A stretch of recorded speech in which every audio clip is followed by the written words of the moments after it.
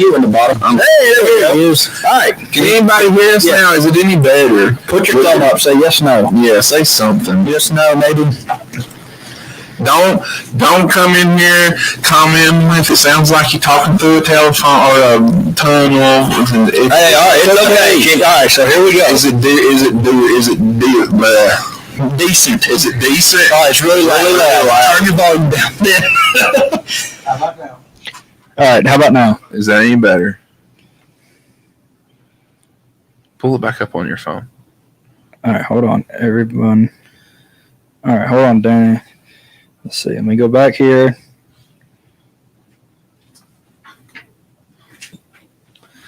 I still wonder if this button right here, because it's all the way up, so it's so high. I wonder if it's just. This is at 9. I cannot even hear anything now. You're good. You're good. You're good? Can we hear? Everybody good? I can hear the hell out of you to say it. All right, get over there and do the show. That's great. Still rough. Somebody said it's still rough. All right, here we go. Dan Nathan said don't touch anything. Don't touch it. Let's roll it. We're not going to touch it. Let's roll it. Do I sound good? Yep. Can y'all hear my sweet voice? Testing 1, 2. Does it sound good? Yes. We need an IT person. All right, so here we go. We're going to try this all over again. So, if this is good. Now, take 2 of the show live at Fish North, Georgia. We're going to go back over this again. As always, this show, I don't care if it's live. We're just going to keep on rolling. As always, the show is brought to you by State Farm, Chase Epley, and the Cassidy Agency. Go call them for all your insurance needs, when just whatever it is, house, rods, reels. I listen. I'm backing off the mic. Okay, I'm off the mic. All right, will do my best to read everything that you guys are doing to tell me how far. If I get too close, somebody just say something. But if this is okay right now, then I'm going to talk from right here. Right. And anyway, so like I said, call Chase Epley at State Farm. The Cassidy Agency, 678-779-7269. Also, this is brought to you by Nofo Brew Co. Guys are almost close to 10,000 follows on Instagram. Let's help them get them up to over 10K on Instagram. So now, and also, and also got a special shout out tonight. Let me get this where I can read it just right. We got Norcross Electric and Plumbing Supply. The owner is Charles Mathis. And that's my grandfather. As you can see, we got some hats. He only brought one. I did not bring just one. He brought 2. He brought me one. Danny. And, I'll get you one. I'll lean. Okay, good. See, that's the kind of feedback that I need. I'll lean back a little tonight if that's all good. I'm gonna sit here and eat these. So anyway, now that we've got this thing going somewhat decent, let's get right into it now. This is already started out sideways. So let's go. Let's go with it. We ready? We have Cole Wilson right here, straight across from me. Everybody say. Right. Everybody. There we go. Everybody say hi, Cole. There's Cole. There he is. Colton. Glad to be here. Colton. He is happy to be here. Yes, I am. And then we have David Summers. Glad to be here. That head is pearly. my right hand man. It is you like that? It is great. We want to put some spit shine. No. Yeah, so Mr. Clean. So guys, now we got this thing going. So now let's get back into where we should be right now. Well, at 8:30. That's all right. Hey, we got it. So fishing. Yes. Summertime. Yes. Here we are. It is the middle end of July. Mm-hmm. What are you looking for right now? What are you liking to do? Right now, it's just brush. Running and gunning brush. Just brush. Not just brush. You always got to add it up. You always got to mix it up. I mean, me and Dave were talking the other day. You always can go and throw that mystery cast on a point, or go fish a rock pile. So it's not just brush. But if I'm gonna go catch 5 fish, I'm gonna go look for them. I'm gonna fish 30 to 50 feet right now, brush piles, and sometimes timber too. Mm-hmm. I mean, just, some of the fish I'm finding are suspended in the top of the timber right now in 50 foot of water. So that's pretty much it. That's pretty much it. Yeah. And then, of course, I'm chasing. I've been seeing a lot of schools of fish already. Like, some of it I'm starting to see like September patterns. I'm seeing a lot of fish schooling and suspending. like just chasing bait, just chasing. And, some of the things I'm catching them on is close to September pattern. So it's kind of weird, but most of it's just brush. Yeah. Okay. And yeah. So, All right. What about you? Pretty much about the same. Running gun and brush.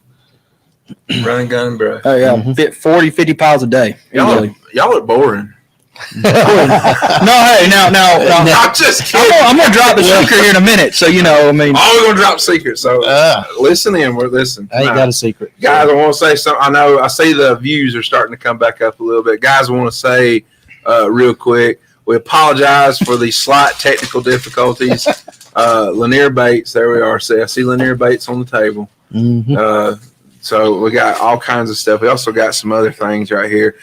Steve's Nuts making an appearance as always. Yeah. Things are deadly. Yeah, Steve's Good Nuts. Lord, I'm eating half the bag. But yeah, so as we get back up to it, just real quick before we continue on the show, guys, we apologize for the technical difficulties. You can blame me. Danny said that I can blame him, so we're going to blame Danny on this. So and Paul, he was helping us out as best he could. So. He's in Wisconsin, right. I think, right? Yeah, he's in Wisconsin. I'm sure I turned something that I should have turned. We probably pressed a button, and the button that didn't need to be pressed. That's right. And that's what happened. And this is my first time, so yeah, this is Danny's first time. So y'all cut him some slack. We'll roast him next week. That's when right. Paul comes back. That's right. So, all right. So, brush. That's what you guys are really thinking about hard right now. You're not really thinking about anything else. Not want to do anything. Well, I mean, it's hard when you go out and catch 40, 40, 50 fish in 6 hours on brush piles. It's pretty hard to beat it. But, I mean, I don't know. If the largemouth bite lately has been really good. And, like I said, I've been catching so many spots a day, I don't really want to go leave it and go look for it. But I know from my tournament trail, I've been seeing a lot of largemouth weighed in. I know last week 2 weeks ago, Kevin Sanders weighed in 1632, 3 fish, largemouth. Last week, Sunday weighed in 1207, 3 largemouth. Yep. I know Paul Driscoll Sunday and Terry Bentley had, what they have? They had 1077 all largemouth. So largemouth bite's definitely there right now. But if you're catching spots like crazy, it's kind of hard to leave fish biting. So it make you uncomfortable. To get off of something that is working for you, to go outside the box and try to do something. Right now, yes, because it's so much fun catching fish. Now, as soon as I have a day where I catch maybe 10, I'm gonna go try something else. It's just like that. Like 10, but 10, you only need 5. Yeah, but 10's a terrible day. Or 3. 10's a terrible day right now. Well, 20's a terrible day right now. Let's be real. I mean, the fish are chewing, but I mean, it's also how you approach it, though. That's an opinion. It's an opinion. I would rather catch 5 good ones than 25 dinks. But it's how you catching them right now, too. It's the way you're catching them, because some bites are funner than others. Funner. That's a word, right? Funner, that's a word. So we're throwing. What are we throwing? Drop shot, the cast. The cast Fat Boy. The OG is getting wore out. Mm-hmm. So the cast Fat Boy is actually working better to me. A drop shot with, of course, the Lanier baits. We're throwing a flutter spoon, throwing a cross-eyed jig, throwing a depth 250 glide bait, about a 10 to 12 inch glide bait over brush, and I've been catching some solid fish on it. Yes, people don't believe it, but I've been catching some toads on that glide bait lately. That's about it. I'm reading Pinkston's comment. Well, that's about it. Steve, help us out. Bring us some fresh ones. I want my funnel cake with these nuts on it. That's what I want. We have been eating that thing, though, about a couple months now. Everything's still sounding good. I hope so. But it also depends. Like, I've found here lately, and I don't know if I told David this yet, the leader knot on your drop shot is actually making a difference. Oh, God, here we go. I'm serious. What now? The leader knot, the size. If I drop it to 12, like a foot, instead of 6, 7 inches, I'm not getting as many bites. But as soon as I drop it down to 5 or 6, 7 inches, it's just like that again. It's like, and then some days, they like cloudy days, I want it, they want it longer. I don't know why. But that's just, Let's fish that LJ Well, that's another thing. You can move it up. Right? You can keep that fluke bite with you. I'm not touching. No, I'm not talking about the fluke bite. I'm talking about his drop shot. Okay, yeah. Oh, we got where you can move the big eliminator. Shout out to Lanier Banks. Yep. Shout out to Big Earl and LJ right there. What's up, got the big eliminator. You can adjust it, and you don't have to retie. We have listen to that. We have success with the big eliminator. I've seen him tie it, and I've seen him catch fish on it, so it does work. Mm-hmm. Okay, so go to your nearest local retailer and get a big eliminator, or just go to LJ's house. Yes, roll up. Do that. Just roll up to LJ's house. I'm inviting all of you to show up at his house, and I can take you by water. I cannot take you by land, but I know where I can take you both ways.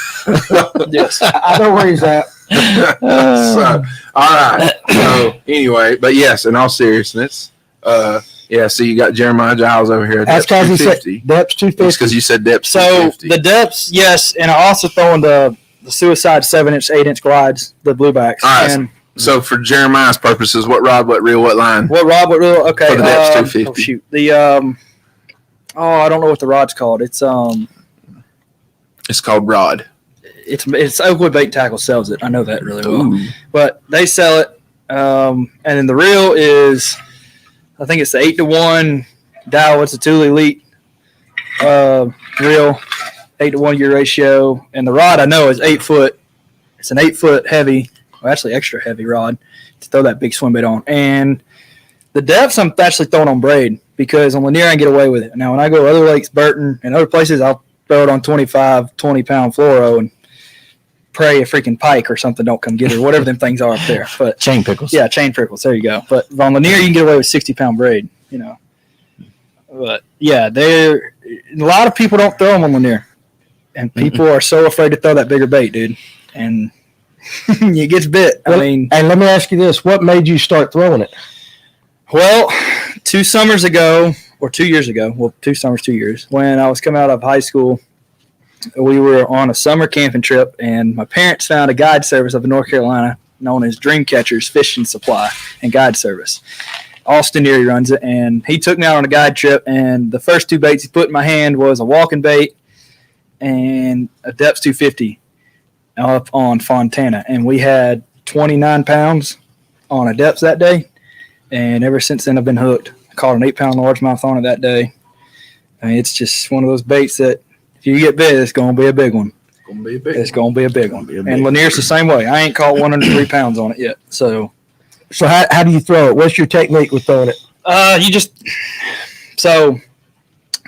another thing, before I answer your question, Danny, it's also a decoy bait. A lot of people don't know that. Like, I'm going to rip a secret out. You can throw that thing over a pile when they don't want to come up for anything else, and they'll come up and look at it. But the secret is to follow it up with something, like a Kitech or some kind of popper or topwater bait, because if you can get them coming up and looking, they're going to come up, destroy something. And we've caught so many big fish on that recently. But my technique with it is throw it out there, and when I see one following, it's just little glides back and forth. And when I see one following it, that's when I really rip it, because that gets that big glide and gets that thing turning and makes it look like something's trying to run. And when you get near the boat and you got like a 6-pounder following it, which I'm on the near a lot, I can see everything, but like up in the mountains, you freaking can get near the boat and flip that thing to where it'll go towards him. And I've seen 7-8-pounders eat a whole depths 250 all the way to the tail. So, all right, we got to get away from Lake Burton. Yeah. Anyway, we're giving away Lake Burton secrets. Yeah, we're getting away Burton. But listen, go to Lake Burton at night. That is the darkest place on earth. It is. That is like the gates of hell. You can't see the bank, dude. Mm-mm. You can't even see your hand in front of your face. I mean, it is black. No. So, anyways, get away from that. Yeah, so we're getting away. I'm just being funny. I'm being funny about getting away from Lake Burton. Lake Burton is the mountain jewel. It is. Now, you can't forget about your tug and Raven, and you hit your tug in November and at the right time, son. Yeah. It depends upon who you talk to. Depends upon who you talk to. So, what about you? Do you throw glide bait? Nope. Why? Well, yeah, I ain't saying I throw it all the time. I have thrown it. So you have thrown it. I have thrown with me. Yeah, with him. He saw about a couple 6-7 pounders fall in mine, and he said, "You got another one of those." So yeah. But they never hooked up on him that day, but they did follow it to the boat. What do you think? 40 pounds? Yeah. Yeah. 5 fish probably went 40 pounds. On Burton. No lie. On me. We might just have to talk about Lake Burton a little bit more. I don't know. We try to keep I've been up there 3 times with my buddy who guides on it, and I have yet to get an under 31 pound sack on that lake. Like, we've been 31 pounds and over 3 straight times. Can you go do it by yourself? I can go get 20 by myself. Ooh. Maybe. Maybe. Okay. So you need to go try that. You need to go do that on your own. See what you can. Oh, well, we've tried it, but So in all seriousness, though, so you stay away from. Is that lake named after Burt Reynolds? No, it's not Burt Reynolds. It is not named after Burt Reynolds. You talk all you want. You can't fish other people's games. Well, that's. Some people can, some people can't. There's some people who have a God-given talent and their ability for you to just tell them something on how you're doing, what you're doing. They're able to go duplicate it and have success. There's no denying that there are people like that. Yeah. There's people like that on this lake, on our home lake. There's people on the electric lakes. I know a couple of people that fish the electric only reservoirs that you tell them something that's going on or what you're doing or whatever, and they can pick it right up and do it. So, it's there are a lot of people like that out there. So anyway, so you're not throwing the glide bait. If you got to throw something right now, what are you picking up on the deck? A whopper plopper. A whopper plopper. Good Lord. Blue Ghost. Jerk shad, LJ. Shout out to Lanier Bait. Yep. Blue Ghost. Blue Ghost jerk shad. Or a jig. Mm-hmm. What kind of jig? Strike King. A Strike King jig? Football. I'm going to have to introduce you to a better jig. I will introduce you to a better jig. It is a true grit tackle jig. That is one of the best jigs ever made. I'll go hands down. What is it? It's a true grit tackle. I've heard of jig. I've heard of them. I've heard of them. Never used it. Yes. Yeah. Have you seen them? Well, you're watching me tie them right now. Huh? I was tying them when you came in. Yeah. Yeah, they're made right. I wasn't paying attention. They're made right here, honestly, in Marble Hill, Georgia. Marble Hill, Georgia. But anyways, that's right. Well, let me ask you this: you're talking about throwing different things.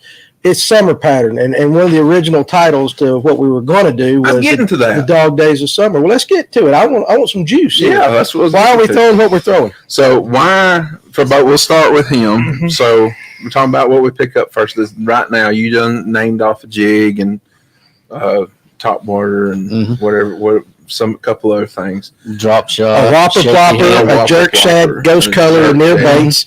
Okay. See, Danny can reminisce this stuff. That's right. But my go-to is the jig. The go-to is the jig for this time of year. Yep. Why? Year round. Year round or just? We're talking about right now. Right now. If I ain't getting bit on top water, or drop shot or shaky head, I hit that jig. Okay, so we're starting to bleed into August. Are you going to be reaching for that jig more? Yes. Okay, he's going to be reaching for that jig more. And you are fishing it deep? Deep. How 40 deep? foot.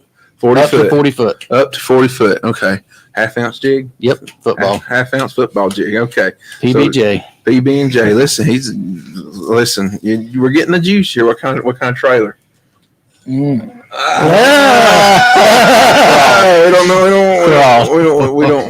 want it. I didn't bring him tonight, but I should have. Listen to LJ talking smack. How about this? Is it a double tail or is it? Camera pointed at this. Yeah. Oh yeah. Does it have more than one tail on the back? Yes, got two. Okay, it has more than. It's got two tails claws on the back. Got two claws on the back. All right, claws. It's probably a Strike King Rage Crawl. You got it. Okay, it is a Strike King Rage Crawl. I know a lot of guys throw Strike King Rage Crawl. Me personally, I have about there's nothing wrong with the 20 packs on my boat right now. Zooms are good. Rage Crawls. That's so right. It is one of my favorite trailers. Is it because this time of year you feel like having that bigger profile with all that extra action on it is going to get you more bites? Yeah. Okay. He said, yeah, straight up. He says, yeah. Yeah, confident. This guy, listen, he is straight shooter. There is no. I can beat my way around the bush. Yeah. No. Yep. Maybe. there's no. We done put him to sleep taking so long to get this show on. So there's no ends ways around about it. Jeremiah, I know you like that drop shot anywhere. And listen, that technique as we are here, like I said, it is creeping up now. I guess you could probably go ahead and start saying it. It's the dog days of summer. It's hot. Boy, it's hot. Boy, I tell you what, it's hot. 4 baits. There's 4 baits. It's hot. So you have 4 baits this time of year. I'm gonna put 5. You're gonna put 5. So what are your 5 baits? The water temperature is over 85 degrees, and the air temperature outside is blistering. Well, number 1 is top water. If I see them on Panoptics suspended, I'm throwing a top water. Okay. Because I know I can get them to come up with Panoptics if they're suspended. Okay. If that ain't happening, it's spy bait. It's throwing a spy bait over them. Just anything I can throw a spy bait to top water before I have to go in. Once I go in, it's drop shot and jig. That's it. So you drop shot and jig. So you want to catch them on a moving bait? If I can catch them on a moving bait, oh yes. Okay. If you can catch them on I am not a slow guy. Lights out. If I can catch them on a moving bait, I will run 100 pounds a day and I will burn 2 tanks of gas. More than a 15-pound bag. Yes, I can get that. Can you? If they're suspended, easily. If they're not, no. Okay. That's interesting. What time, James Larry asks? Okay, so he invited Jeremiah to go fishing. That's what he is. They're making, okay. It's a date. They've got a date going on right there. What time? No. Well, in all regards to that, actually, what time? When do you feel like right now, this time of year? Because a lot of guys, when they fish this time of year, a lot of them have the mentality that it's you better get them early, or you're going to struggle the rest of the day. No, okay. Not in my eyes. In May, and when they were coming off the spawn, yes. In my eyes, yes, that's how it was during shad, and when his shad was transferring over. But now it's because now they're relating to so much structure. You just got to find the right pile. Like, I probably ran 40 piles Sunday in my tournament, but only 10 of them had active fish. So once I found the 10 that were active, you just kept going back through them. This time of year, how long do you give a pile? 5 minutes. This time of year, how long do you give a pile? 15. 5 minutes. I throw it over them. If you ain't caught it in 15 minutes, you're out of there. You ain't going to catch it. If I throw that top water over them, they're suspended. They don't come up, and on the second drop I don't get bit, I'm pulling my trolling motor out and I'm going. Yeah.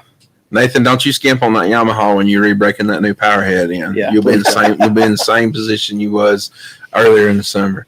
Right. If it's cloudy, they have been good. They have been good the middle of the day. It seems like, yeah, exactly.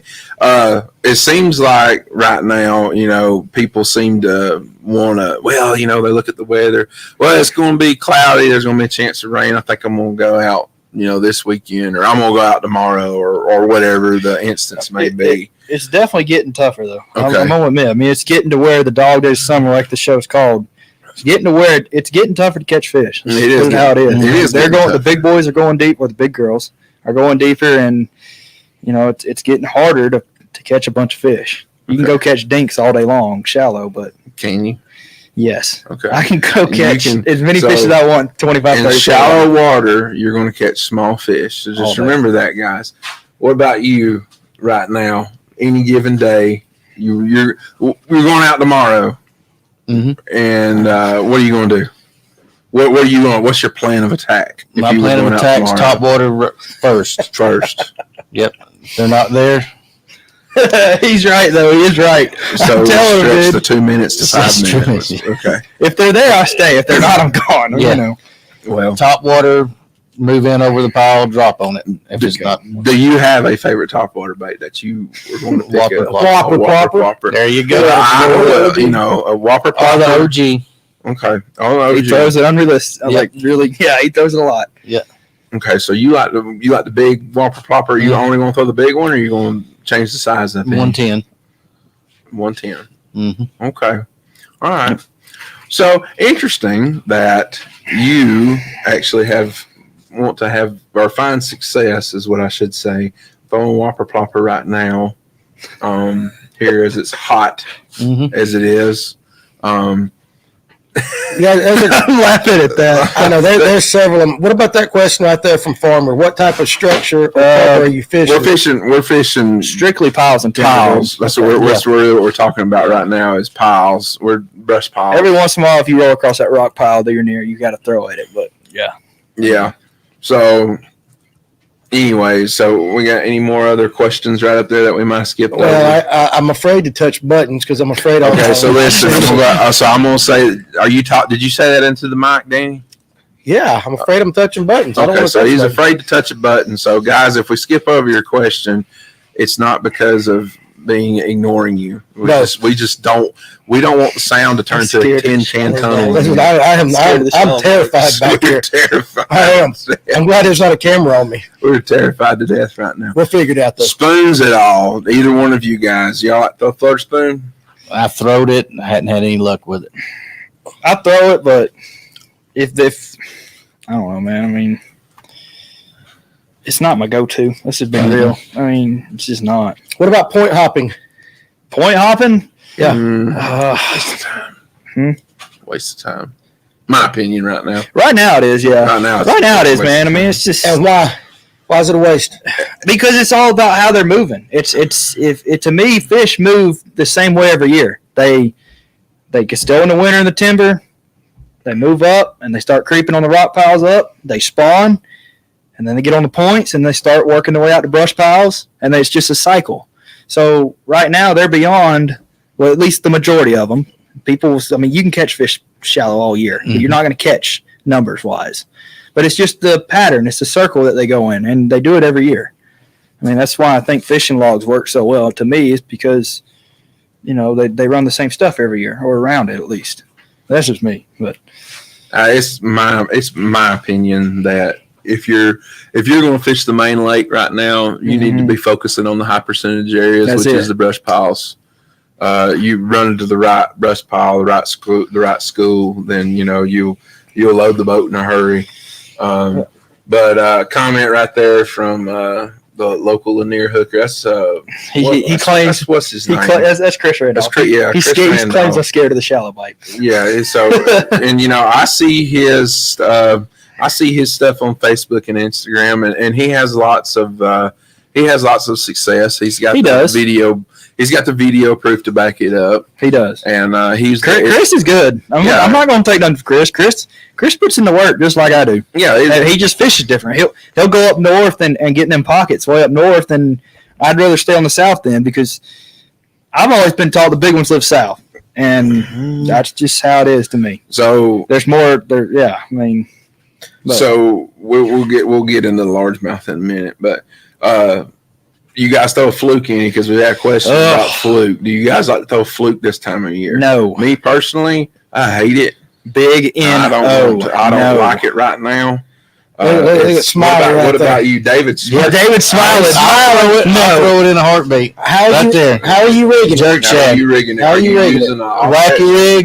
No. Wacky rig nose hook. I'll rig it that way too, but I rig it that way in spring. So we have a nose hooker for all you guys that continually religiously watch the show because we seem to, we'll get into that. So we get this question a lot. We've had, and Danny can testify to this summer so far. We've got a lot of questions about flukes, a lot of questions about jerk sads, and it seems to be that a lot of people have their own different way that they have confidence in on how they want to rig it. I know in particular, I don't know if he's watching tonight. I know Brett Matthews loves to throw a jerk shad. I believe he likes to throw this thing right here. Yes. He likes to throw that one. And I know he rigs it a couple different ways, and but he has success with it. And Jimmy Sanders, another guy, LJ, we had LJ, on, and he has success on it. So I feel like, though, I just don't like it. After watching fish on Panoptics and trying it out and watching how they react to me working it and trying different ways to work it all summer long, they just don't seem to come up as good for it as they do other baits. And I don't know. I mean, I've tried everything. I tried to swivel, tried nose hooking it. I don't like it, and a lot of times I see these guys posting on Facebook about it, and yeah, they're catching them on it, but it's just like you said, you can't go try and run somebody else's pattern. You just can't do it. Some people can, and that's one of them I ain't gonna do. But I'm gonna throw this out there too. David and me have said this 1,000 times. Monday through Friday. Yep. This lake fishes 1,000% different Saturday to Sunday. Yep. If you're catching them one way Monday through Friday, might as well throw it out the window Saturday, Sunday. Because you're not going to have success as well as you will during the week. Too much boat traffic out there on the weekends. That's it. So the fluke to me is one of those things. See, I like the boat traffic. Gets everything going. It does sometimes. But sometimes it shuts it down. Sometimes it will shut down, especially when Katie and Jimmy John are over there on their wake boat and they keep running circles around. That's over and over and over again. And they're blaring Dustin Lynch. I like Nathan's comment. That's because that's crappy on your Panoptics. Yeah. So yeah, exactly. This time of year, I'll try that, brother. Yeah, this time of year, if I throw a fluke this time of year, that thing is not stopping. It is not stopping. I work it. How does David work it? You work it fast? Rip it, kill it, few seconds, then rip it again. See, I work mine like I work in the spawn. See, in the spawn, I just work it along like a walking bait. So we have 3 different ways that we all personally, the 3 people sitting at this table. Danny? Yes, sir. Do you like to throw a fluke right now? I don't get the fish. He don't get the fish. So but I'll say this. So the one that every one of you work it different, but you and Cole don't like it. David likes it. And so I'm going to. I think I'm going to listen fish on it this summer. We probably haven't. So I'm going to listen. That's really what it is. It's confidence, dude, to me. It is, and I'm going to listen to how he throws it. So I mean, he's saying, now say that again. How are you throwing it? Rip it, pause it, rip it again. And you're on a nose hook, correct? Nose hook. You're on a nose hook. What kind wacky rig hook? What kind of rig you throwing that on? Spinning reel. Spinning reel. I mean, 7.2. Braid to fluoro all the way. Yeah. Power Pro braid. Want an octopus hook? An octopus hook. Octopus hook. Yeah. Isn't that what you throw like me? Yeah, it's a wacky rig hook. Yeah, octopus hook. All right, but you do go braid to fluoro. Yeah. Oh yeah. And what kind of braid are you throwing in? Power Pro. What? 15 pound. 15 pound, and you go in the fluoro of what? 10 pound. What kind of knot you using to tie on that? What's that? What kind of knot? Polymer. From braid to fluoro? Oh, yeah, braid to fluoro. FG knot on the FG. Okay, I always like to hear. Look at Ryan. I always like to hear what kind of knot everybody ties. So FG knot. FG knot. Okay, all right. There you go, Ryan. You okay? You surviving? What's wrong? You don't like, or you just can't tie the FG knot? No, it's waste time. I hate it. I can't stand it. I don't even know what knot I tie. I mean, one of my buddies showed me the knot I tie, and it works. I mean, it just works. It's a waste of time, in my opinion. What, braid to fluoro? How long does it take you to tie your knot? About 15. You know how many times I have re-spooled my spinning rod this summer? That's in the last 4 months, Ryan.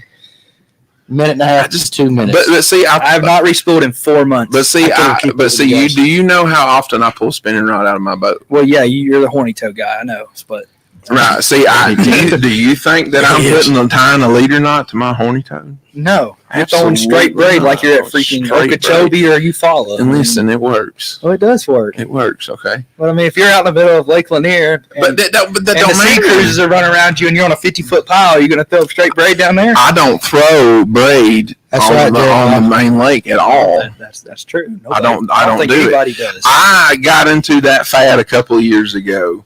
And this gets into the whole. There it is, the Alberto. Thank you. So this gets into the whole braid to leader thing. I got into the fad about 6-7 years ago of, if you're not throwing top water, or if you're throwing top water, you need to have it on braid. You need to have it straight braid all the way to the end, straight braid all the way to the end. And I didn't like it. So I went back to good old fashioned trusty P-line 15-pound test CXX copolymer. Mono. I went. It's copolymer. It stretches. But I P-line. I had never had any issues with it. I know some people hate it. I think we've talked about this before. I personally have never had any issues with it. For P-line, but it goes back to the bottom of the bottom line on this. You need to find a line, find a knot, find a leader, whatever you like to do. rod and reel setup that this time of year that you have confidence in, because you need to be able to keep a bait in the water this time of year. Because if you're not keeping a bait in the water this time of the year, you're shooting yourself in the foot from the get-go. Have you tried the P-Line Tactical Fluorocarbon? Yes. Do you like it? Yes, that's what I throw. That is about the only fluorocarbon I will throw. Now, for all you guys, I will say this, for all of you guys out there who like to throw braid on your spinning rod, P-Line just released at ICAST their new SpinX braid for spinning rod, and a SpinX. It's called SpinX fluorocarbon leader. Did you see the new ICAST reel they come out with? Listen, we can't get, if we get into ICAST the show, it's going to be midnight. Anyways, we can't get into ICAST that hard. ICAST is going on for any of you guys who don't know. It's any of the new news, any of the new things that are going to be coming out for this winter, early up into the beginning of next year. ICAST has it right now, so you can get a quick jump on it and look forward to something if there's something that catches your eye or something that you're into. Talking about line, Seagar has released a new line. It's called Basics. That's going to be. It's supposedly. You don't like it either? No. See, we got another. That twist so easy. I like this Jeremiah guy. So far, he likes big glide base. He likes P-Line. That's all he throws. That's all he fishes like I do. I mean, man, Jeremiah, he's either got a Jeremiah. Me and you need to go fishing, brother. Me and you like the same stuff. If he's not catching fish on glide bait, swim bait, stuff like that, then he's flipping a dang drop shot on the bank and just jerking on them. Now, not on the bank. No, because he fishes the bank, because he runs the bank. He don't have a boat. Oh, well, he's got a boat with me. I mean, come on, man. Man, this guy, he's going out here this weekend running around the marina slips and running around blowdowns on the bank and stuff, and he's catching fish.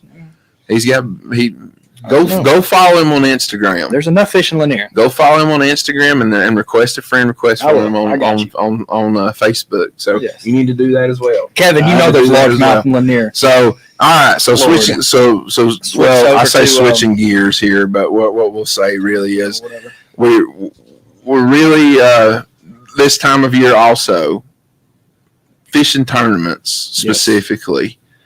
It's hot. Yes. Mm-hmm. Dog days of summer, water temperatures high, air temperatures high. Fish care.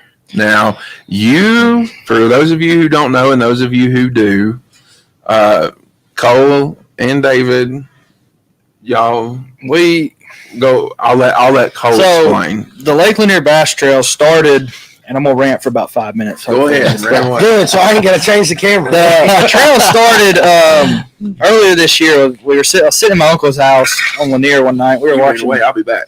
We were watching the ball game, and he said, "Hey, let's fish a tournament tomorrow." And I think David you were at the first one, I believe. Yep, I was at the And we had 5 boats. And after the tournament, I had boys walk up to me and say, "Hey, man, we're going to do this again?" I was like, "I'll look." And then we had another one, and it filled up quick. And a couple weeks went by. Me and David kept running 10 boaters, and David was just there. He's fishing them, and I was running them at the time. And I had a dude come up to me and basically say, "Hey, man, why don't you take this big and try and run a trail out of it?" And I said, "Dude, that's a lot of work." I said, "There's plenty of trails already on the lake." And he said, "Well, just think about it." Well, that night and that week I went home, and I really thought about it because I've been praying a while about, the Lord sending me some way to stay in fishing, and because I love it so much and I wanted to try and do something with it.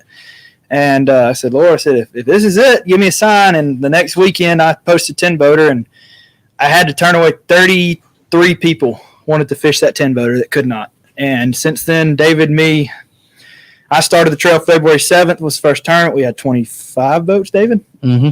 And then over time, it just kept growing. We've grown. We had 42 at Sunday's tournament, and I've already got 31 signed up for the August 8th tournament. I posted yesterday. So the trail is growing. If it keeps growing, me and David are going to continue to run it. It'll be running next year. We're going to run the points trail just like we do this year. We're going to run. My bad. We're going to run the classic just like we do. The classic this year's in December. We got a lot of boats wanting to fish that. I know. And we're going to do the live feed. Yes, that's another thing. Fish North Georgia, as long as Danny and them are okay with it, they will be at the classic for the live for the show.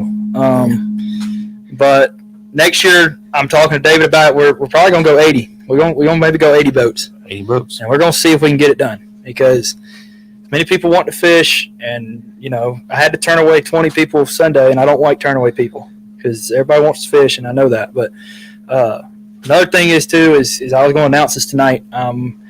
It's in the works. I'm designing it. We're going out. We're going to design hats. We're going to design shirts for the trail. It's going to be Lake Lanier Bass Trail. And my good friend Danny Dean's going to get that underway for me soon up in Commerce where I live at Fit to a T. And we're going to run with that. But that's about it. I mean, let me ask you this. What is the incentive for an angler that wants to fish tournaments to fish your trail? That's a good question. My trail is an open trail. You don't have to pay no membership fees. I hate that. When I fish a tournament, if I'm at just a random lake or if I'm at my home lake and I roll up the ramp and I see a tournament, I want to be able to fish it. I want to pay $50 membership fees. For a regular tournament, it's $100. And for a super tournament, which we'll have 4 or 5 of them a year, which are double points, double cash, it's $120.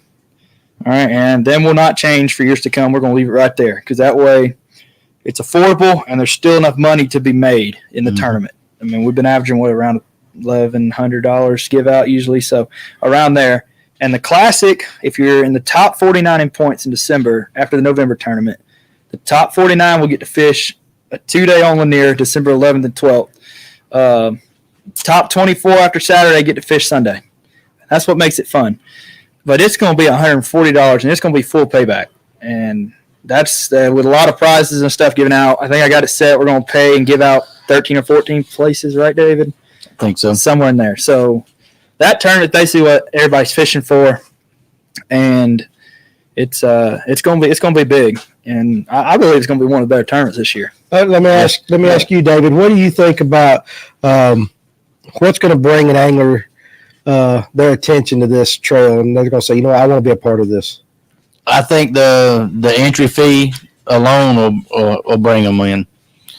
If you keep it at 100, that's pretty affordable for anybody. Mm-hmm. I would fish that before I'd fish $150 tournament. Right. So more of a just being more of an economic ease on most anglers just to get them in there just a little cheaper. Yep, that's it. I mean, exactly. It's just anybody wanting to fish. I mean, it's open to anybody. That's it. We all have that tournament side of us, and Lake Lanier to me is the best lake in Georgia. There's no doubt about it, and it's filled with anglers that we got some sticks on this lake. So but you also got guys that like me and David just want to fish tournaments, and it's hard to get in them $150 tournaments when I get it. But I get it. So what are we talking Sundays? Sundays, yes. Next year I'm still thinking about it. It'll mostly likely be Sundays next year as well. And next year I'm going to do a little different because I am going back to school and getting that education. Yeah, you got to in this world. But next year, what we're going to do, we're going to do it different. I've had a couple people this year complain about being so far behind in the points, not being able to catch up to the leaders, which is okay, which is true. I mean, we're 13,000 points in the leaders are. I think Paul Marks Jr. is leading it right now. Mm-hmm. He's like 13,400 something points.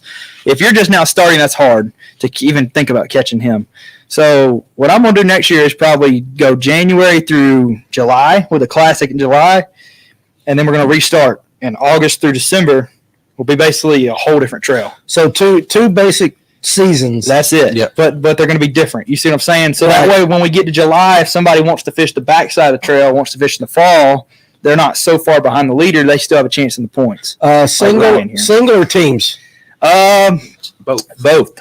Easily both. So if somebody wants to fish by themselves, as long as they just pay for the boat, they can That's come in. That's it. As long as you pay your entry fee and you show up to my registration on time, you can fish. I love fishing solo. Is it the Classic? Is it if you win, you're in? No. Okay. No, so it is not. It's a points. It is a points. Okay. And the way the points work is the Classic is wide open. And that's what I love about it. The points work like this. First is 2,000 in a regular. Supers are 4. And you go 50 points down. So second is 1,950. Third is 1,900. Fourth is 1,850, so on down. I think the cutoff right now is like maybe 4,000. If you were to jump in right now and fish the rest of the 5 or 6 tournaments, I promise you will get in the Classic. If you fish probably 4 of them in the Super, because the Super is double. So, I mean, if you finish, 15th in the Super, that's almost probably 2,700 points. I want to say somewhere in there. 33,000. That's right there at the cutoff line. So LJ probably asking anyone can fish. LJ, if you want to come fish, come on. That he's meaning guides. Guides can fish. I'm more than welcome. Come on, LJ. I need a partner. I guide every once in a while. Every once in a while, I'll take people out there and guide. I mean, it's just yes. I mean, I'd love to have Jimbo and LJ and Rob Jordan and all them boys come on and fish. Jimbo. He don't fish tournaments. I know he don't, but you know. Well, let me ask you this: why is it such a stigma for a lot of these tournaments to not want guides fishing? I mean, we know they're on the water, but a lot of guys fish all the time anyway as well. So a lot of it on the near it don't matter. I mean, let's be real. There's 15 or 16 guys on this lake that are absolute hammers. And I don't care who you put up against them. Most of the time, they're going to win. I mean, let's just be real. So, you know, when guides say they want to fish, it's no different than fishing against, you know, the other boys any given weekend. Mm-hmm. I mean, we mentioned, you know, just a few of them, you know. But, I mean, it's no different than fishing against the best of the best on the near. And if a guide wants to fish, I don't care. I'm not going to look at him any different. What do you think, David? Do you think the same way? Yes, sir. Just bring what you brought and go with it. Doesn't matter who shows up. Bring it on. Okay, all right, I like that's that. It. I mean, if you want to get better, you got to fish against. That's it. That's and my dad tells me all the time: if you want to be the best, you better beat the best. That's in anything. If you want to be the man, that's you got to beat the man. That's it. Woo! Oh, good Lord. A wrestling match is about to break out. Now, I will tell you this, and I've been mulling over this. This is the only thing about the Classic this year. There will be an off-limits period. There will be an off-limits period. I like that idea. So some of these boys that get out there during the week and fish when others have to work will not happen. Well, let me ask you this now. So I'm going to play devil's advocate on that. What if a guide is in your Classic and that's his job? Got to think about that one. Yep. Well, see, that's why I said it's still in the works. How long would you do your off limits period? My off limit period would be probably 2 days. Oh, that's not bad. 2 days. Because let's be real, it's linear. Fish change every day. Mm-hmm. Fish change on every hour. To me, honestly, during some periods of the year. Minute. Yeah. I think 2 days is not bad. 2 days is you go into a week or something. Now you're cutting into a guy's income. 2 days is fine. Yeah. So no, a week's too much, especially for just a little trail like on Lanier. That's way too much. I mean, this ain't Skeeter. No, this ain't the Skeeter Trail. If we can get into the Skeeter Trail, son, I'm gonna try and grow it as big as I can. There you go. LJ said, "Okay, 2 days is good." That's coming from a guy. I think so. Yeah. That's coming from a guy. So we got Danny. LJ, you got to get in, good. Man. LJ says that's good too. I've been waiting for some of y'all guys to come on up and fish with us, man. What do you think, Ryan? Is that good? 2 days. 2 days. 2 days is good.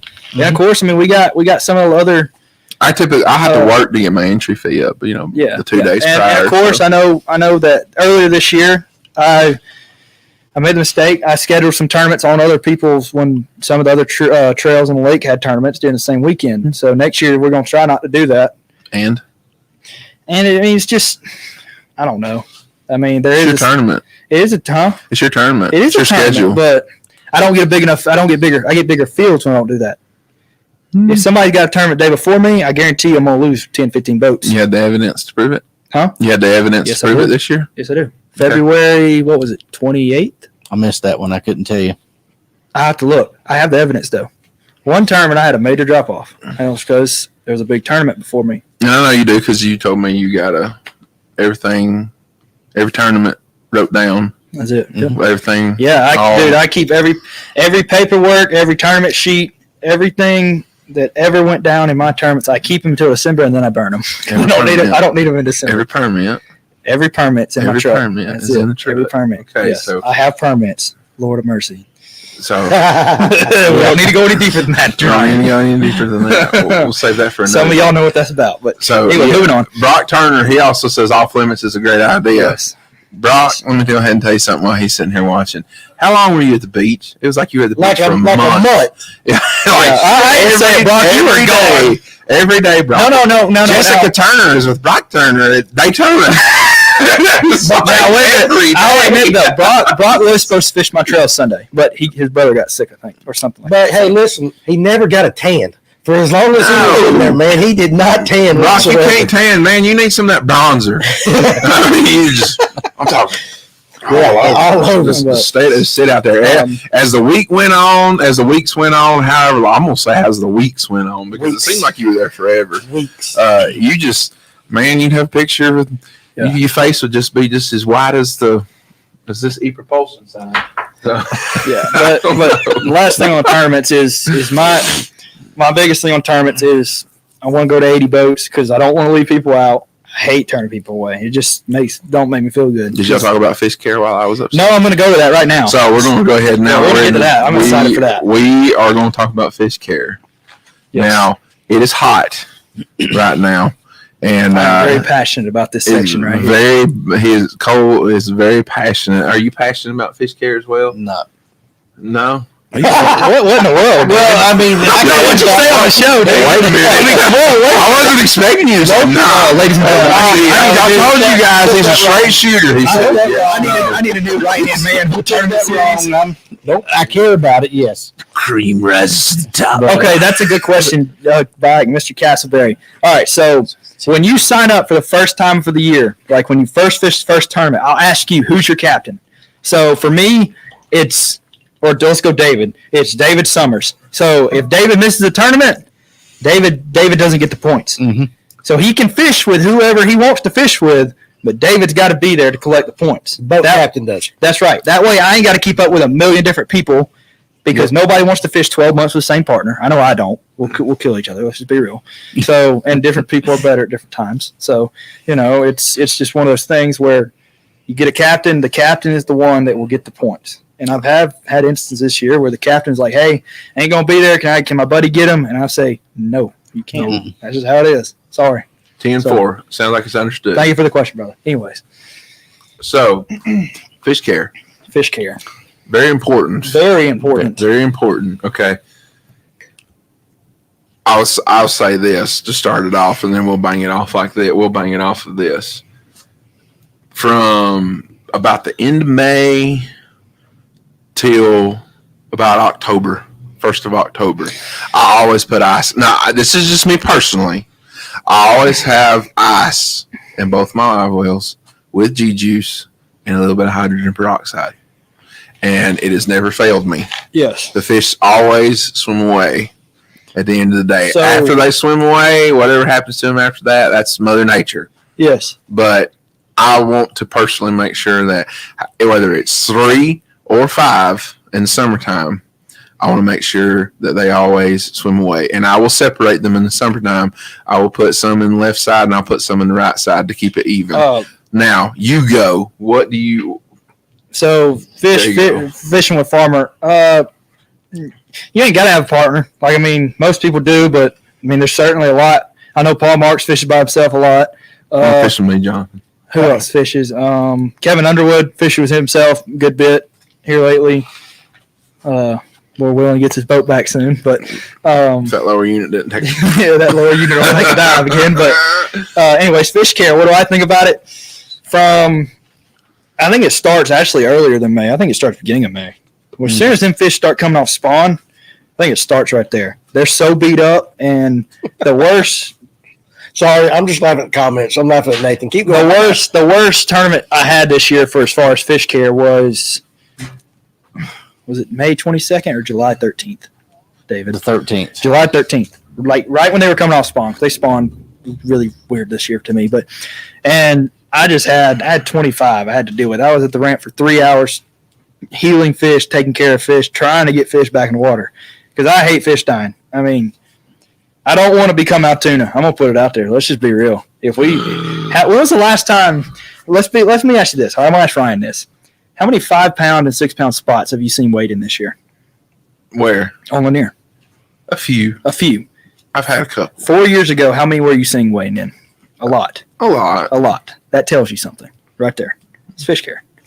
A lot of them 25 that died were easily 4 pounds. Now, my only rebuttal to this is a 5-pound spot. A spot only lives about 8-9 years. Okay, that is true. Now, a 5-pound spot is probably about 6-7 years old. Yes, I understand. It's pretty close to that. So that's the only thing I'm gonna say about it. But I'm with him. When the water temp gets 70, what do you say, 77, 78, It depends upon the tournament in May. It really depends upon where you're catching that too. How I'm catching them. If I'm catching bedding spots or bedding largemouth or either one, it doesn't matter. If I know going into that tournament that that's the way that it's going to be, then I'm prepared before the tournament even takes off. Open to electric boats, like electric. Like Danny, is he talking about like a big motor, electric boat, or is he talking about a trolling motor? Both. Both. Well, yes and no. Depends on how long the boat is. That's the big key. Clarify. I can't have like a 13-foot John boat on Lanier. I just can't. It's got. I'm gonna say, what do you think, David? 15 and up, 15 feet and up. Let's just go there. I'll say 16. So 16 feet up, 16 feet. So as long as the boat itself, it has nothing to do with the motor that's on it. As long as the boat itself is 16 foot, somebody can come fish your trail. That's it. As long as it's 16 foot, it has running live wells and aerators, and yeah, that's it. As long as it has running and navigation lights. As long as it has navigation lights, running live wells and aerators, and it's 16 foot or longer, it can fish my trail. Okay, so there you go, electric guys. Y'all want to come try to whoop up on some big motor guys, then that's it. Come on out. Chris Taylor, never fill your live wells at the ramp. You're putting bad water from all the boats running. I'm gonna be real with you. For the last month, I've been filling my live wells up before I even leave the house. Yeah, you should. Well water, dude. You should. Well water, 4 bags of ice, G-juice, peroxide, fizz and tool, fin clips. Fizz and tool, fin clips. So there you go. So I have fizzed for the last 3 weeks. I've fizzed almost every fish I've caught, every single one of them. There you go. So that tells you he's been catching fish in deep water. Yep. How about you go through the mouth when you fish or through the side? Through the mouth. You're a mouth. Okay. Mouth. I got you. Yeah. What about you, David? Through the mouth. Through the mouth. Okay. Through the mouth. Okay. Right. Yeah, Kevin. I'm going to give props to Kevin Donahue. He did when I was weighing fish in my trail last year. Or last Sunday, he was out there fizzing fish for me. So we only lost 2 fish last Sunday. So thank you, Kevin, for that, buddy. But I mean, I'm running the weights. I can't be down there fizzing fish. So I would if I could. But I got that. But yeah, definitely. I mean, if you don't know how to fizz a fish on Lanier, especially, you better learn, because summertime you have to almost. If you're offshore fishing, you have to. Like I had to fizz a fish in 28 foot of water this summer, and it just I brought him up so quick. 18 foot. He said Michael Temples. He said anything over 16 foot running live wells, navigation lights. Got that. Got it. As long as you got that. As long as you've got a good live well system and running lights, I'll be back tomorrow. Everything will be sore left. I'll be out there tomorrow too, Kevin. Don't worry. Maybe you will be. I'll be out there tomorrow. So last thing, I gotta ask this question. So last thing about your tournament, do you call the weights out when you're standing up there? Yes. How do you call the weights out? Call at the end. How do you call the weights out? Well, usually just got everybody standing around. You just standing there. You don't. Somebody don't weigh no fish. 17 pounds. Oh no. Like Sunday we have something. Don't get excited. So I'm gonna tell this, all right? And I hope this dude. I pray this dude's not watching this because I'm gonna be really bad because I'm gonna bring it up. We have side pots. Okay. There's always if I can get money in my tournaments, we're gonna put money in the tournaments, boys. We're gonna do it. Yep. We have a guess the weight side pot, which is $10, and you get one guess per $10. All right. 5 pound pot. The 5 pound pot, you catch a 5 pound spot or largemouth, you automatically win the pot. The kicker is it rolls over if somebody doesn't do one each tournament. We do that. And you have, You have to back pay if you knew and you come in though. And you got to back pay it. So it's like if you wanted to fish August 8th and you wanted to get in, you got to pay $60. Mm-hmm. But here's the bad part: it's up to $1,100 right? No, right, $1,001 right now. And we had a gentleman Sunday. He registered. He handed me his money. I went to put it in the box. He said, "No, give it back. I ain't feeling lucky." I said, "You sure?" He said, "Yeah." I gave it back to him. He weighed in a 5'11" spot. It's a $1,000 fish. That's evidence that you should always, regardless, that's it. Put in on the big fish money, whether it's a single big that fish. That is a sign, ladies and gentlemen, to get in the side pots. 5 because pound Lord pot. knows you never know when you got 5 pounder, and that could be a $1,200, $1,100 fish. To me, 5 pound pot is the way to go because it typically you start seeing a little bit more competitiveness come out. You know how many boats went north Sunday at Blast? Probably a lot. I seen one boy Sunday come up there where I was. Yep. He come wide open like a scalded dog. I said, I will admit though, Creek. Kevin Sanders got in. Was it Cole? It wasn't me. It wasn't him. This was maybe it was. I went up first thing. Well, this was Toto. Oh, I didn't go that far. Exactly. I wasn't getting off the south end, but Kevin Sanders had that 1632 the week before, and he walked up and he laid that 50 on the table, and he said, "I'm in." He almost got it. What are you weighing? 1498? Yeah. Or 498? He had a 498 largemouth, 2 ounces short. So, but yeah, that's It has been broke by every tournament. The 5-pounder. Yeah, our Claremont club, it's been broke every month. But here's the fun part. I know somebody's going to catch him eventually, but if nobody does when we get to the Classic, that money will be split into the Classic payout. Okay. It'll just be thrown in there. Okay. And so the Classic's going to divvy it up. Classic's going to be a lot of money. Okay. Somebody's going to win a good chunk. But Okay. All right. Well, that's a good way to go with it. So I can't argue with that. No. So fish care, we went over that. We went over your tournament trail, and so we'll go into this a little bit because we've got about, I don't know, Danny, how late we gonna run tonight? Hey, listen, I'm gonna riddle it. I can go all night. Hey man, I'm good. Let's roll. I ain't got to be done. Listen, it'll be all right, David. Just sit up there. I got to work tomorrow. Hey, I sleep here. I work here. Ryan texted me when he said he wanted me to bring him on the show, and he said, "I know you can talk." He said, "We talked at Little Hall till 1 o'clock in the morning one night." So we sat there for 3 hours. I'll let the skip out on We that. finally realized, oh Lord, it's 1 o'clock. We got to work tomorrow. 1:13. I got be up. That's it. So I can talk it all night long. It's up to y'all. Y'all do whatever you want to do. Y'all can talk all night long. I'll finish watching it tomorrow. There you go. No, we'll get involved in this. So we'll just get back into the dog days of summer Yes. and stuff like that. All right, I got you. Let's talk about a different pattern. Okay. Let's talk about if you're going to go shallow, what pattern are you running right now? I'm going to give you mine first. Okay. If I'm going shallow, first thing in the morning, I'm going to the back of them creeks with a frog and the willow trees. Okay. And we're talking on Lanier? Yes. We're on Lanier. Okay. A lot of people don't realize. We'll talk anyway. Well, some people don't realize there's willow trees all over Lanier in the back of the creeks. I've never seen no willow. Go as Either. far as you can. Those aren't willow. But I thought Whatever, they're the same thing. But I thought he was a South Side guy. You know what I'm saying. I went all the way to the back of. I've been to Ball Ridge. I got a bunch of willow trees in Ball Ridge. Back in there in the back, that little dock that you look over at, man. Yeah. I'm going to tell you what. I'm going to give you props. Up until 2 weeks ago, I had no idea Yes, that there was anything like any kind of trees like that. And well, I thought and then Kevin Underwood said, we're going to go somewhere and go off chain. And he took me to back of a creek. I ain't going to tell what creek. He took you my hole. Huh? He took you on my holes. Yeah, probably. And I was blown away. Now I was digging mud the entire way back. Yeah. But Lord have mercy, the largemouths looked like they were there. Yeah, they are there. And if they're not there, then I'm coming out and I'm beating docks with a depths 250 and a shaky head. So that's what you're doing. That's what I'm doing. That's what you're doing. And skipping a fluke. Okay. What are you doing? Wait a second. Time out. Hold on. I thought you didn't like a fluke. I don't like a fluke right now. Oh. But he said right now, but you said if you're fishing shallow, if you're fishing shallow, I listen, dude. If I'm fishing shallow in the spring, I'm throwing a fluke. Okay, but right now. Right now, no. Oh, okay. Right now fishing shallow? Yeah. Right now, what are you doing if you're fishing shallow? I'll throw the fluke. Literally, the only reason I throw it is because it's one of the easiest baits to get all the way back to the back of a dock right now. Let's be real. Gotcha. I mean, is it not? It's one of the easier ones to skip. It'll skip it right up under. Yeah, so that's on spinning rod. That's about the only reason I'm throwing a fluke. Other than that, no. Okay. Yep. All right. What about you? Fluke in the shallow, yes. Okay. And that's if you're doing something. We're talking something different than your atypical summertime bite that everyone's hit the dock with the shaky heads. Okay, hitting the dock with shaky head. Mm-hmm. Okay. What kind of shaky head? Strike King. Oh, come on.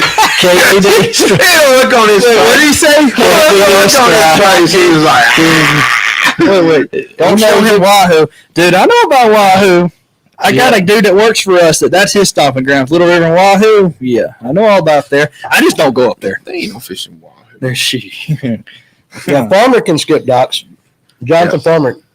I know Farmer can. Yeah, hey, Farmer, I want one of them poppers, dude.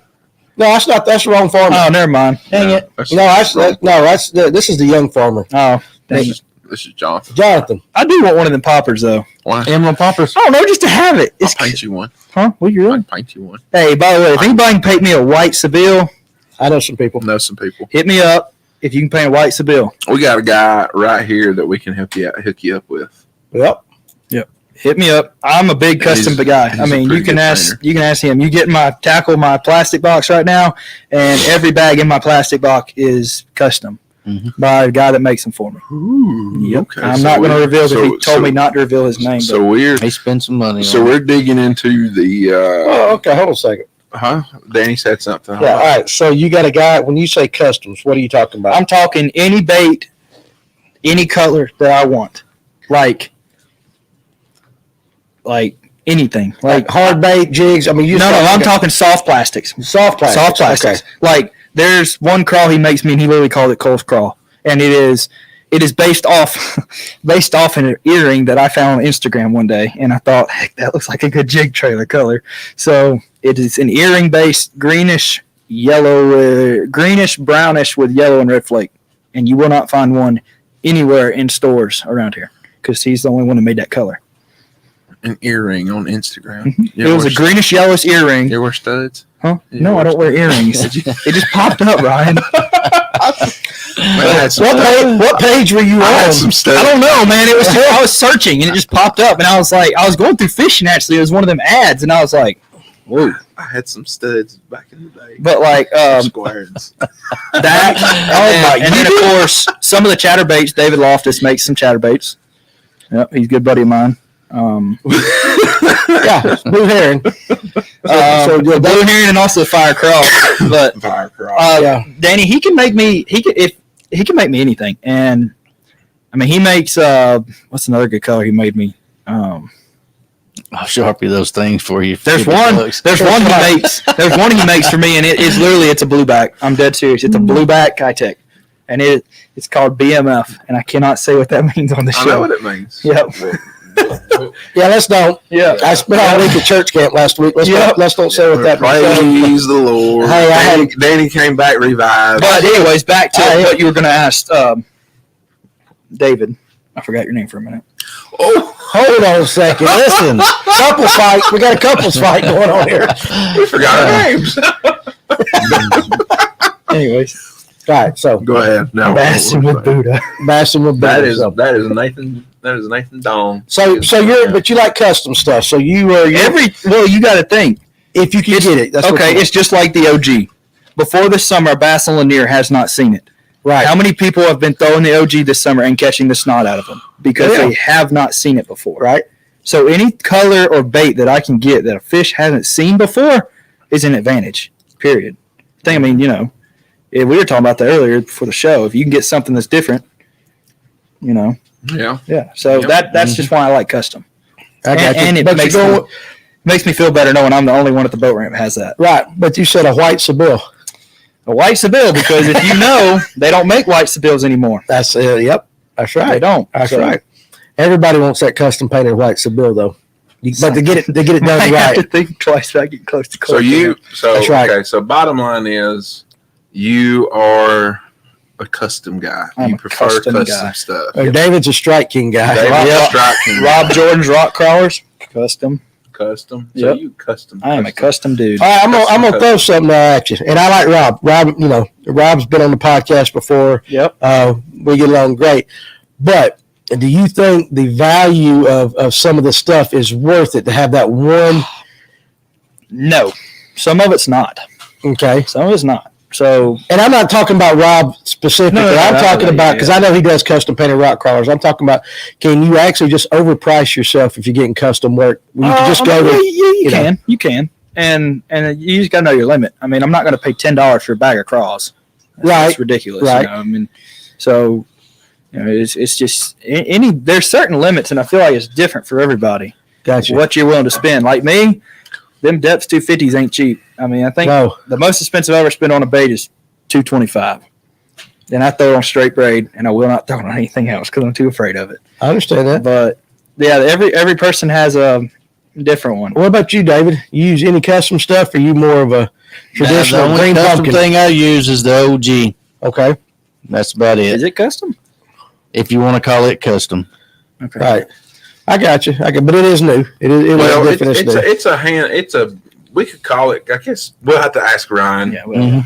But I guess you could probably pool it potentially over there. In the I am going to help Ryan out. The Fat Boy does the exact same thing as OG. Yeah, we're going to have them up at the store too. The Fat Boy is so in stock right now, it's not even like funny on their website. No, OG's gone. It does the same thing. It's just a little tighter wobble. Listen, Farmer, not Farmer. Listen, LJ, I'm going to bring you some baits and you Sharpie them, and I'll let everybody know you Sharpied them. What about a tube? Hey, LJ, when am I going to get some of these new drop shot worms that you're saying you're testing right now? Because drop shot's about all I'm throwing right now. So, we'll see what we can do for you. Yeah. We're going to ignore the tube question. You're going to ignore the tube question? Why? Because who throws a tube? No. Well, yeah, that's a tube. I don't know. I mean, I have never thrown a tube. I don't even know how to put one in. How do you even work a tube? You know how to work a tube? I don't. It has its purposes. What's the purpose of it? Huh? What is the purpose? Nathan Cass sells OG. It is actually the only success that I've had with a tube on Lake Lanier is flipping a white one. Yeah. On deep banks that I know that there's bait there. Like shad spawn. Like if you ever find Yeah, but if you ever find shad, I mean, well, you could throw it probably in the shad spawn and it'd probably be fine. But I'm talking a deep bank. Your boat's in 40 foot of water and there's a big old blowdown right there. A tube is something. Everyone throws spinner baits and everyone throws flukes and stuff through it. Rigging it up? How you rig it to? On a Texas rig with a the name is a bobber stop. And I typically like about 3/8 bullet weight. And then a straight shank hook, bending in through there, use the grip pin to go through straight to the end of it. Weedless? Yes. Yeah. Yeah. Because when they get that thing, they've got it. And all it is setting the hook. 20-pound test line. Have you ever heard of, now, you'd like a horny toad, right? Yes. Have you ever thrown a Trixie shark? Yes. Yes. Okay. Too much commotion for me for what I'm trying to do with it. Okay. That is true. Trixie shark. I went fishing with a guy, and I'm not going to name his name, but I went fishing with a guy, and he had some of those the rage toad things, not the toad, but the ones that had the little tail on them that spin. They flop back and forth. Do you know you're a Strike King guy? Yeah, but I don't. But you know what I'm talking about, right? I know what you're talking about. So he was throwing one of those things, and we were fishing like real shallow reef poles, like first thing in the morning because they were up there. Yeah. And he was throwing that thing out there on a spinning rod, and he caught one like 3.5 pounds on that thing. And I'm talking about it absolutely choked that thing. Yeah. Out there, and then he didn't get another bite on it the rest of the day. So I think. For me personally, unless we have a lot of cover and matted vegetation, something that really draw the fish in like that with something that's a piece of plastic, it just seems like it doesn't, for me personally, it doesn't seem like it works as good. The helicopter lure. The helicopter lure by Roland Martin is a staple, and it stays in my boat. I want to ask David this, and we can do this. You got 4 seasons to me. Let's just go winter, spring, summer, fall. Mm-hmm. All right. All 4 seasons. Give me your one thing you're going to be fishing, your one structure and one bait you're going to fish it with. In each season? If you had to only get one type of structure or road, wintertime. Wintertime mine is going to be road beds and it's going to be a jig and spoon. I love catching my freaking chicken spoon. There ain't nothing like just yanking that thing just all of a sudden, So that's rocks on the jig. So starting. Let's start in winter. Winter. We'll go to Ryan. Yeah. Be rocks with a jig. Heart of winter, literally December 31st, or actually February. It's really cold in February here. So. Or a crankbait. Okay. It gets cold in February here, dude. Okay, that's you. Mm-hmm. Okay, you stay that way. All right. Anyway, what about spring? Springtime. I got to hit the fluke. Okay, I'll agree with that. That's the only time I'll throw the fluke. The fluke has got thrown out a lot this show. Yep. Yeah. All right, summer. What structure on spring? You didn't answer that. Well, still rocks. Starting to move out the brush. Okay. All right, and then summertime, you got to hit your brush with your top water. Coming to you, big boy. And Whopper Plopper is going to be that. That wobble plopper is absolutely deadly. If you have wind and a little cloud, yes. I did not throw it until my dad. Until my dad come out there and he absolutely spanked me on a whopper plopper one day and made me feel bad. It's on the deck all the time. I think Danny is the only person that isn't the jerk shad a fluke. Jerk shad is a fluke. So wait a minute, it's a fluke type. Okay. Anyways, a little bit different profile. It's yours, LJ, right there. I will admit, if I'm throwing a fluke, it's going to be a custom fluke or it's going to be LJ's fluke. That's it. Well, he's not done. Oh yeah, what do we have? We have what about fall? Fall's is going to be that winter. Hitting the winter, you're going to get my crankbait out. Really? Yeah. See, in the fall, and a jig. I'm one of those guys that. And a top water. I might not even put my trolling motor in the water. I might just idle around with the top water laying there, and if they start all over, I'll just sit there and just throw. I mean, it's one of those things that you're just chasing bait all day. Your turn, big guy. Nobody's commenting, so people are listening intently. So I'm throwing them out the juice tonight. Okay, we're throwing out the juice. Yeah. So all right, what you got? What you got? We'll start in winter again. All right, so wintertime, what I like to do is I'll fish in the ditches, jig, swim bait, fish head, stuff like that. And then when the sun gets up, depending upon if we have a sunny day, then I really go to jerk baits and crank baits on rock and red clay banks, just depending upon where the bait is. I do a lot of more bait following in the wintertime than I do really anything else. So that's what I like to really do in the winter. In the spring, banjo minnow. In the spring, I pretty much throw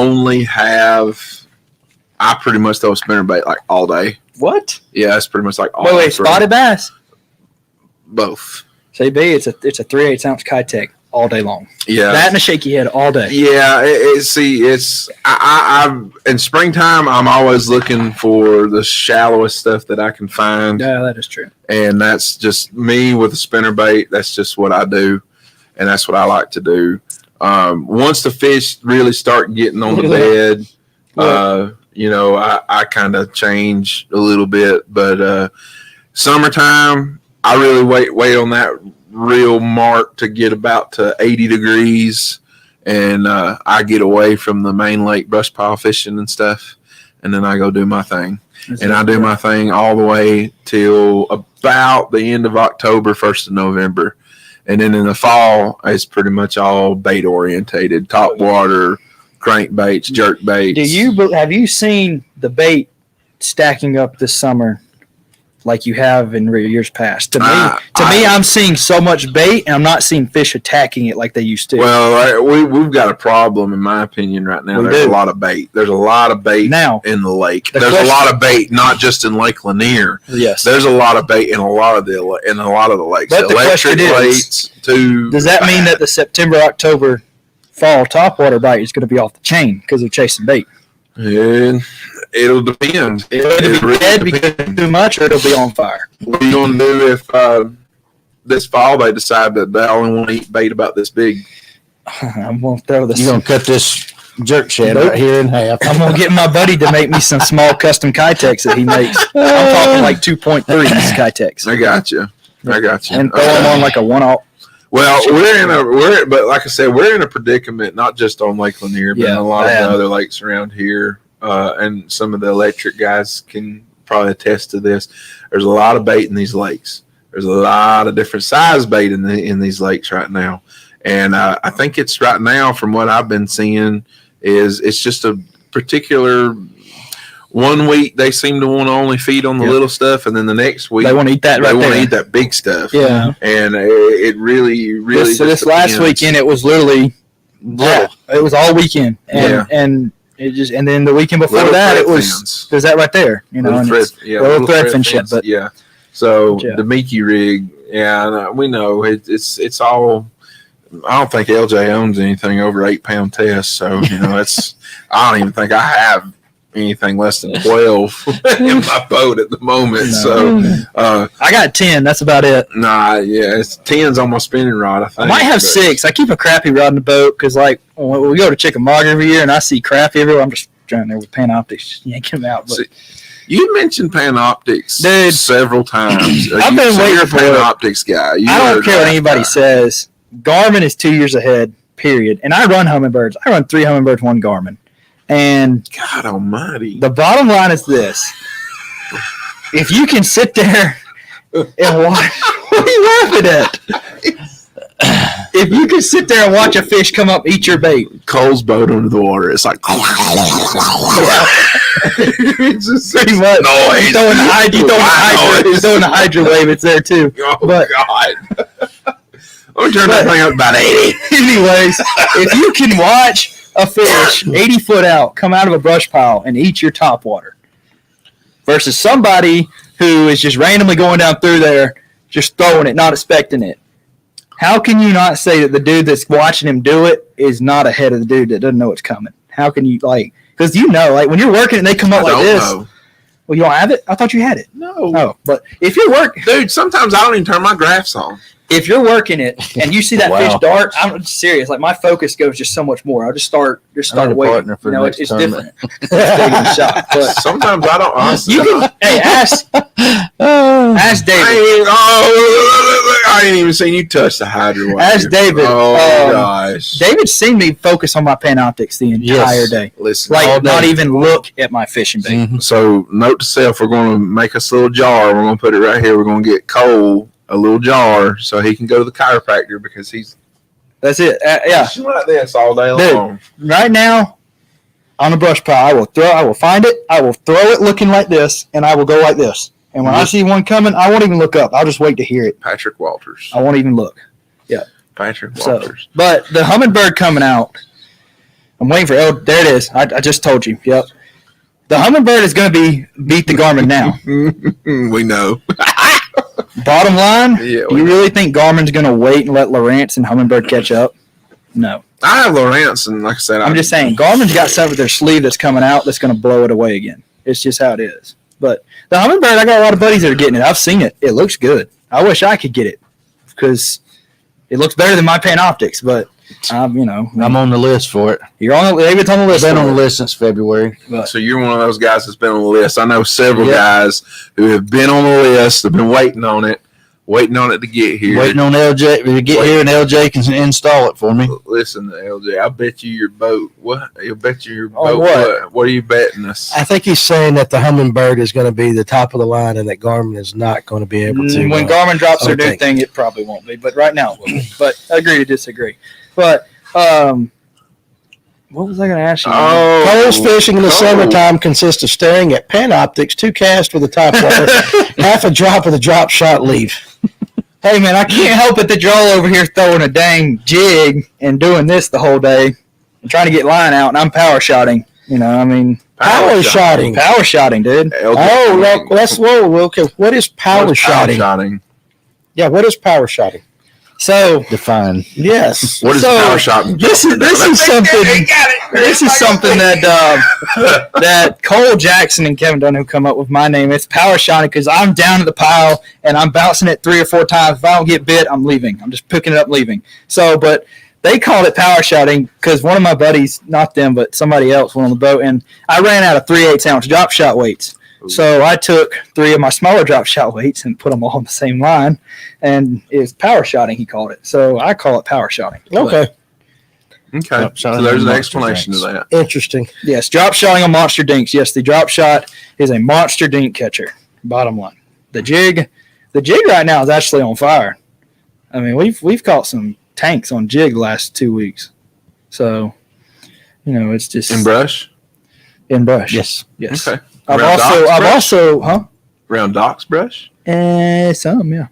So, I've also lost a lot of jigs setting it on a tree limb, but that's your fault. I don't know. It feels good. If freaking bumps it, it's If you don't swim off, Hook sets are free. Hook sets are free. But hook sets don't don't know. cost nothing. That's you it. swing and a miss all day if you want to. It's like golf, man. That's swing right. out, swing away. Well, until you lose your lure. Mulligan.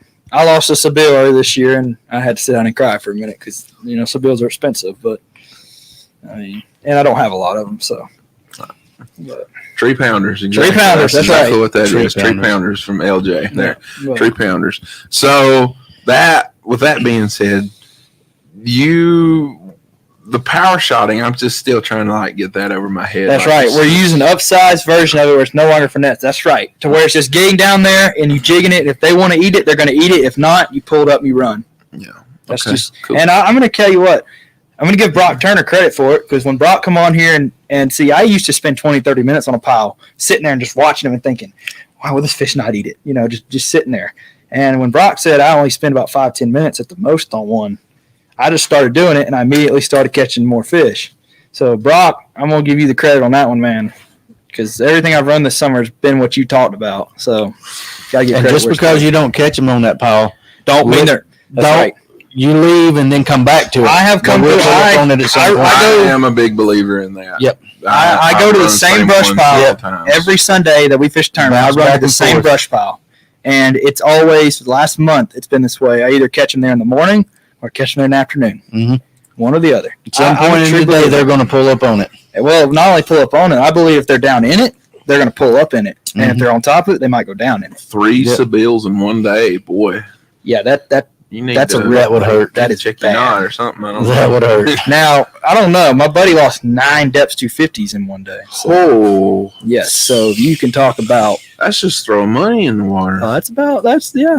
I'm gonna put that jar here, like you're talking about. Yeah. They want to throw them away. Just throw them in that jar. Throw them in the jar. So, put some money. Put water 20 up. Put it in the jar. What's your favorite bass boat to run on Lanier?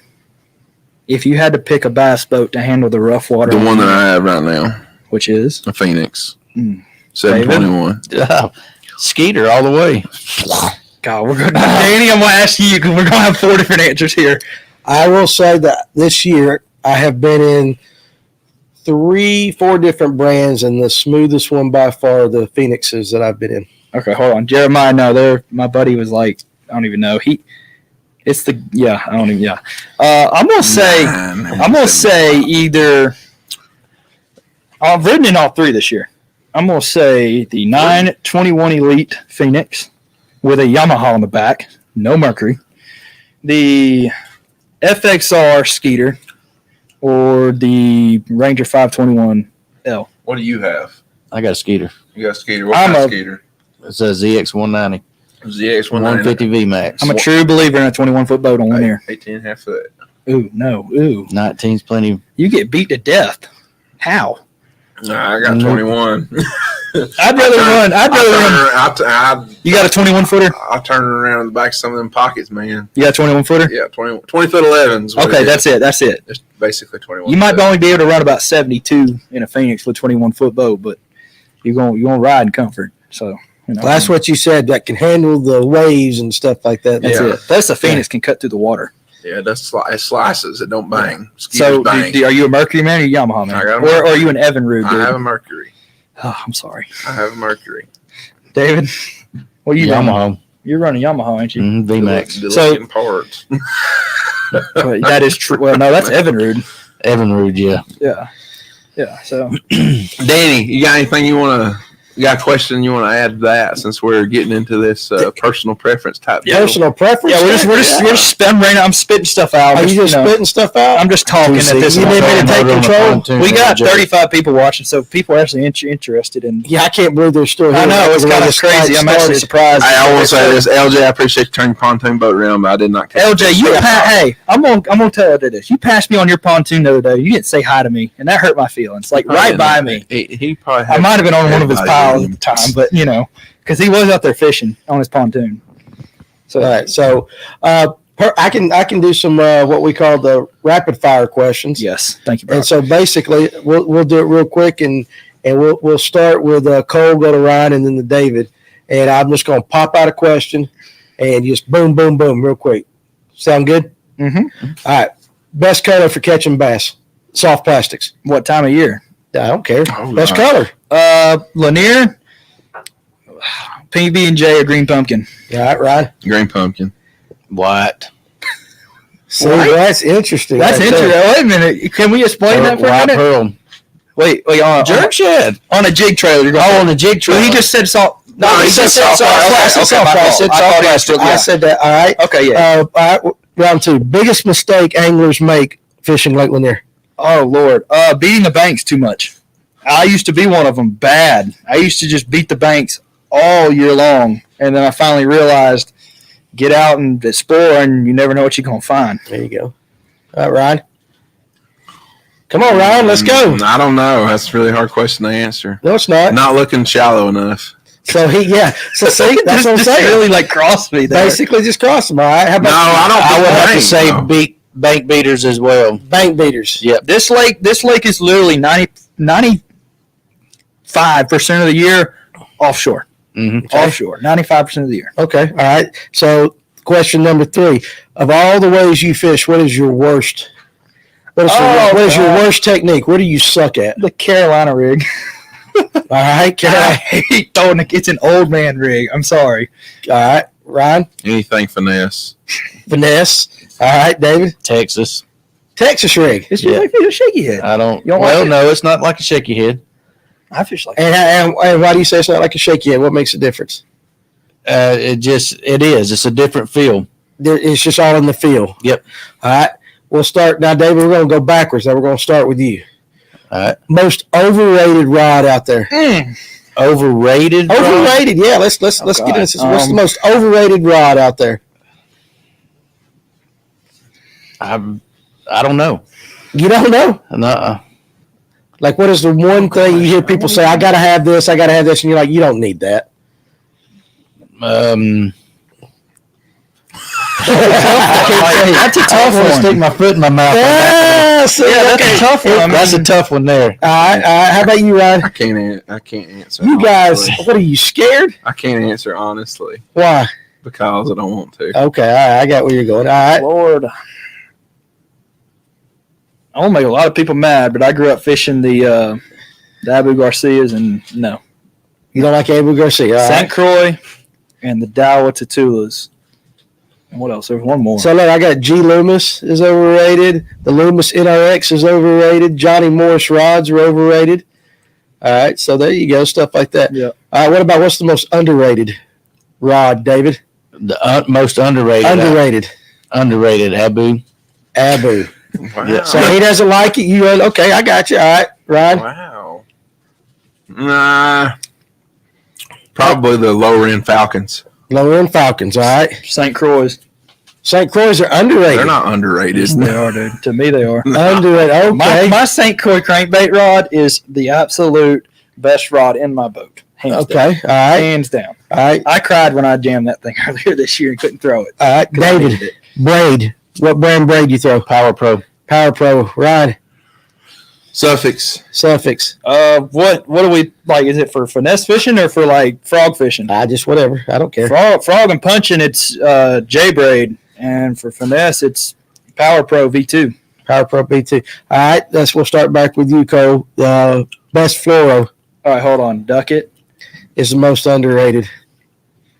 If we're can we go back? Overrated rods is Ducket. I have to say it because my buddies say they break them all the time. But what was the question? The question now is, what brand fluoro do you like? P-Line Tactical. It's the only one I'll throw. Okay, Ryan. P-Line Tactical. Everybody's in P-Line. Yeah, well, there you go. All right. How about if how about this? Let's say you've all been really bad, and after you pass away, you got to go down to the underworld, and he's going to make you throw something for the rest of your life. This is your punishment. What would that be? Carolina rig. All day. That thing's so bad. You throw it out there and you drag it. Everything feels like a fish. All right, Ryan. Hula popper. Hula popper. Wow. That's called a lot. You're gonna make Chris Ford really mad. That hula popper is his go-to. Texas rig. Texas rig again. Back to that. Just can't stand a Texas rig. All right, let's have a Danny question. Yes. Go around. What's your best? What's the thing you're best at on Lanier? What is the one thing you are best at? Netting. Well, fishing-wise. Well, all I'm saying. I hope we're all pretty decent at that. Of all the things that I've done this past year on Lanier, I love throwing a rock crawler on the rocks. Okay. I really enjoyed throwing a rock crawler. What about you, David? What's that? What's your best thing on Lanier? Like, if you had to go throw one thing to catch 5 fish. Oh, you didn't say that. My bad. Yeah. If you had one tactic catch 5, your best tactic you feel the most confident in, what are you doing? Jigging, Danny? I'm gonna throw a wacky rig around docks. Ryan? Whenever. If you had to go catch 5, let's just say, I don't know, Random time of the year, you had to catch 5. What are you most comfortable doing? Spinnerbait. Spinnerbait? Now, if you want to catch 5 real quick, you use a shaky head. Well, that's what I was hoping all y'all were saying. If I had to go throw one thing, I'm throwing a shaky head. I mean, you can catch them real quick on that, but it's liable to be dinks, though. Yeah. So we got some dink comments up there. So absolutely. All right. So Ryan, how you doing over there, bud? Are you still awake? I need some more of these peanuts. Are you? Lord, do you got another question or? No, listen, it's y'all's show. I'm running the board. Let's see. What do I got? Oh Lord! Well, you think a mouthful of nuts? Well, we got a mouthful of Steve's nuts in there. Ryan is having to think too much. His ears are smoking. Yeah, because we're not talking about horny toads. We're not talking about horny toad fishing. Now, how do you fish? What you're a big horny toad fisherman? Yeah, how you fish it? How you fish it? How you rig it? What you fishing it on? I'm fishing it on a 7.3 medium heavy rod. It's a Dobbins rod. I swapped over a little while ago. I got a 911 Revo rocket. That's fast. Yeah, and 65-pound braid line, a 5/0 owner, center and pin, twist lock, hook, weightless, and a wide horny toad. And I skip it underneath docks. I skip it underneath overhanging trees. I throw it in the backs of pockets. I throw it in blow downs, and just anywhere really specifically where if I see brim, that's where it really starts to shine. What? Thanks, and he showed back up. I'm just laughing. So I got a question for you. Favorite hard baits then? What is the one creek on Lanier that if you had to fish the rest of your life, you'd fish? That's a tough one. Baldridge. God, why does everybody overrate Baldridge? I'm not overrating Baldridge. It just would be the one creek that I would feel confident in all year long. And you said the rest of my life. I just think that would be. Well, Baldridge ain't a bad one. No, Baldridge. Of course, me and everybody else would be in it. I'm going to tell you what, the most 3 underrated creeks that I don't really ever hear anybody talking about is Young Deer, Big Creek, and Mud Creek. Them Mud 3, Creek. You don't ever hear anybody talking about them. And I think there's a reason you don't hear anybody talking about them. Because they're either really bad or they're really good. Mm-hmm. But, Well, you said if you had one to pick for the rest of your life, I would go with Baldridge. Yeah, Baldridge is good. I think that. Baldridge is really good in the wintertime for the ditch bite. Well, Mm-hmm. I would think that. So I know a couple of people that they run straight to Baldridge and they stay in Baldridge pretty much all day.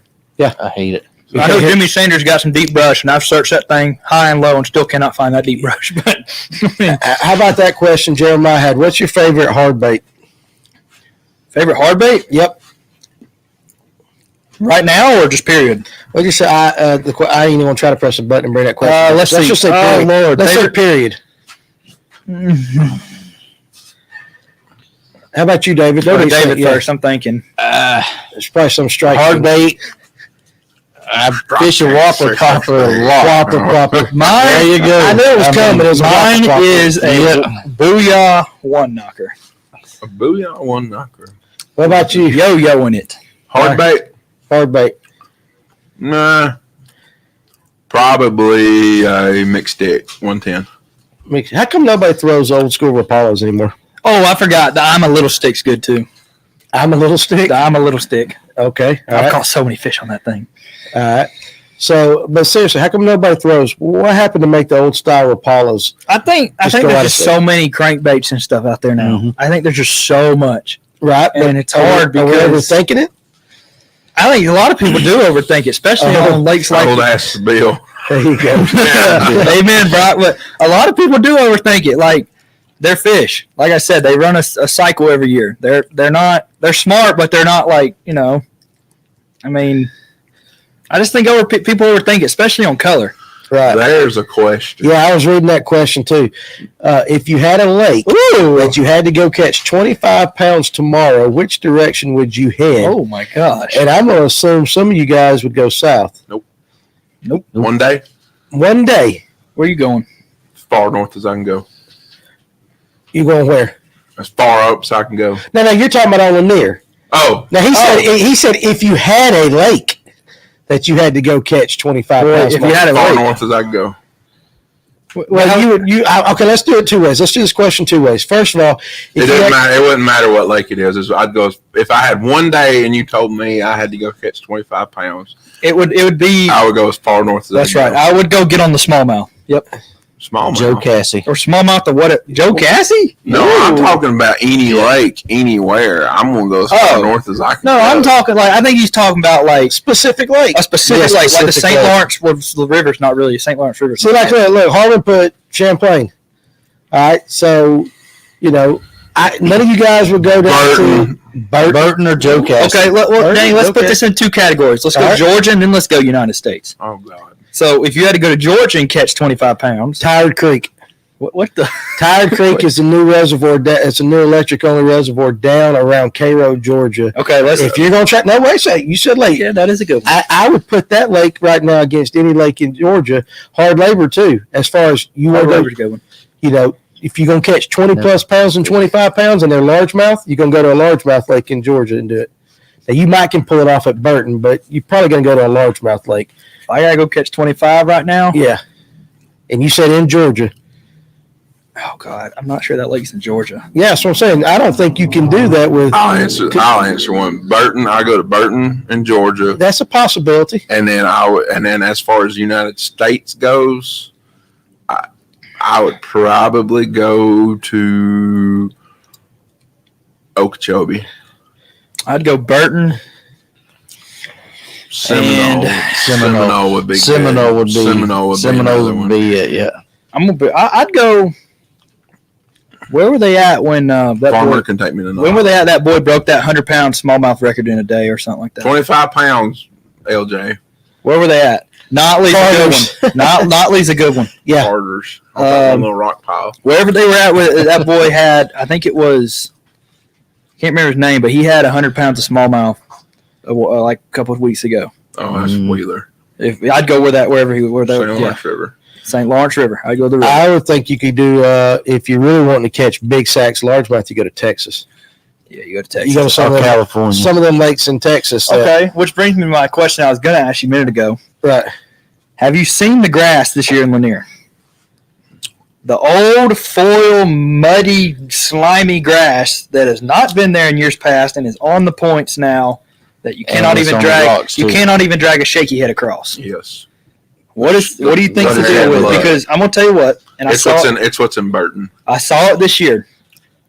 I believe that's the reason that not as many fish spawned as last year on the points, and they spawned on the shoal markers this year. In my opinion, to me, that stuff is the same stuff that is in Burton. Exactly, but they don't like it. Hey, look at Jeremiah's comment. Tired Creek would be cheating because you get 25 pounds and 2 fish. I'm telling you that. Listen, that lake right there is probably the biggest hidden secret in the state of Georgia. Yeah, can you put a gas motor in it? Nope, it's electric only. I see an electric rig right over here. I guess I got an electric Sandy rig. Cooper's a good one. Yeah. So, but that's what I was trying to say. What are you saying amen to? Something Nicole said. Yeah, I know. Nicole. I don't know. I done. Hold on for this might actually be something. No, I think he's. Yeah, I don't know. Let's see. I'm gonna hit. Oh, okay. I got it to go up. I don't think it's up. I think it was. Yeah, I think he's commenting on something I just said about the grass. LJ said, I understand 25 pounds. He's talking MLF format. Yeah, 5 best. That's right. Okay. But 5 best. So to me though, this year, because last year I could find them on steep clay banks and I found them on rocky points. This year I struggled early in spawn because I could not find them there, but I was finding so much grass. And once I moved out to the pole markers, there wasn't no grass and I found fish. So my question to you is, what do you think caused that grass to grow there this year? Because it wasn't there last year. That grass wasn't like that last year where you couldn't throw a shaky head and drag it. Mm-mm. Well, it's been coming on for a couple of years now. You just haven't noticed it as bad. But especially up Chestatee, there's been several places where that stuff is growing, and it's been growing. I'm not a biologist. I don't really know where it's come from and how it got in the lake and how it's growing. But I do know that the bluebacks love it. Blame it on Biden. Would you believe me if I told you I found a whole bunch of hydrilla and young deer? It probably wasn't hydrilla. No, there's some stuff that looks like hydrilla that's in the lake. This is hydrilla deer. And it's actually. I know exactly where it's at. It's actually Kudzu. Kudzu. Off in the lake. Oh, good grief! It's strode off in the lake. Well, now I'll tell you this. That is my favorite time to fish Lanier, though, is when we get a lot of rain. Like last year, I didn't care what was floating. I was out there fishing people's back porches and picnic tables. When the water gets up, this lake is so much fun. Oh, it's just so much fun to fish. It can also be fun when it's down, especially in the wintertime. Yeah, so let's drop it 7 foot again. Yeah, we'll see how it is. We'll see how that is. So we still got a couple more comments about that.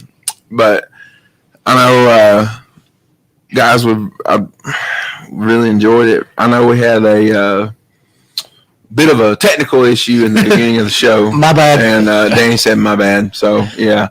But, guys, we appreciate you coming back on and watching. And glad we got to do this. Mm-hmm. And I hope you guys have really enjoyed it. And I hope you'll, now that you are officially friends of the show and you've been on the show, we appreciate both of you guys coming. No problem, man. Any last little comments you want to make? August 8th is the next tournament for the trail. It's posted on the Lake Lanier Bass Trail Facebook page, the Lanier Fishing page, the Lake Lanier Tournament page.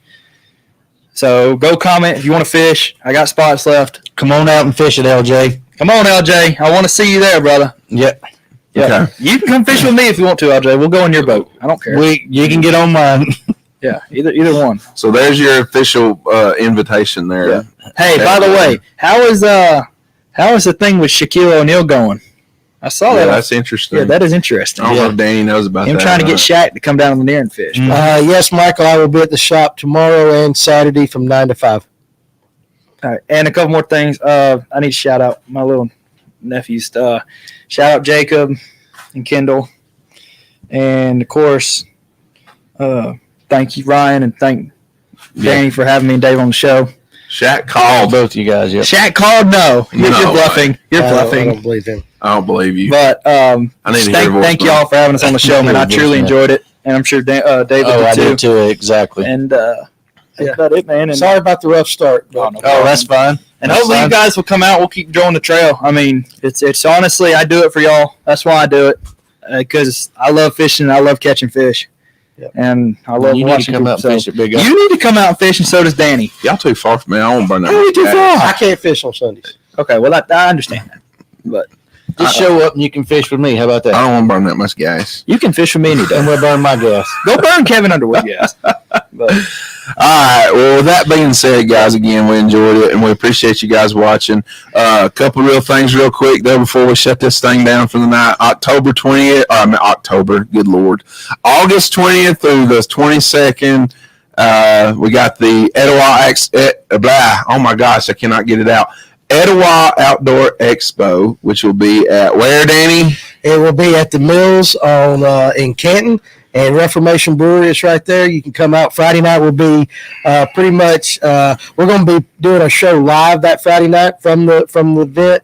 We'll be talking to a lot of the vendors and everything.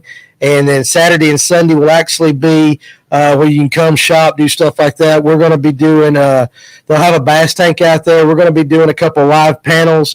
Where we are going to take some of the local anglers up on the stage in front of everybody, and I'm going to let them. I'm going to run them through a series of questions, stuff like that, a lot of different techniques and stuff like that. So it's going to be a good time. We're trying to get. Number one, if you're interested in being a vendor, if you have something, hit me up. We're getting ready to do a blast on all the vendors. Next week, trying to get as many people in there as we can.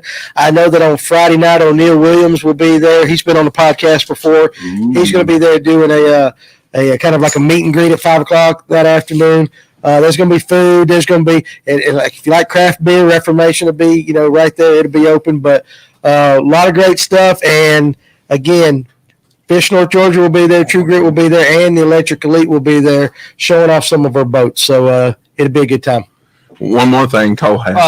I said it. I think I said it earlier in the show. Like I said, Lake Lanier Bass Trail. Me and David. I haven't told him about it yet, but I'm announcing tonight. It's in works for T-shirts and hats and all that stuff. So that'll be next. I don't know, probably 2 or 3 months from now. But it's in the works, so y'all come get it. Trail's gonna be going on for a while. So, I might make stickers. I got to pick. I don't know what I'm gonna do with it, but decals, and we'll just see where it goes. It just depends. But we're going. The guy showing that hat, Ryan. The person that made that hat, I believe, is the one making my hats. That will be. So, Danny, if you want to flip it to that hat real quick. Boom. Yeah, that hat. It's late. Yeah. So, not that design, but that's kind of his work. So. Yeah, I was trying not to put on that. Y'all be watching out for that, and I'll see y'all August 8th. All right. Well, with that being said, guys, again, we appreciate it. Don't forget about the expo.